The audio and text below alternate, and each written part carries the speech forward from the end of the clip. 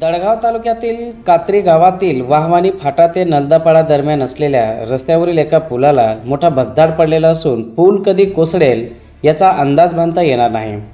डोंगर उतारावरील रस्ता आणि रस्त्यावरील पुलाला अचानक येणारा भला मोठा खड्डा यामुळे वाहनधारकाचा अंदाज चुकून थेट खड्ड्यात जाण्याची शक्यता नाकारता येत नाही। पुलाखालील स्तंभाला मोठी भेग पडली असून स्तंभाखालील पाया वाहून गेल्याने पुलाला कोणताही आधार राहिला नाही। त्यामुळे पूल कधीही कोसळून मोठी दुर्घटना होऊ शकते।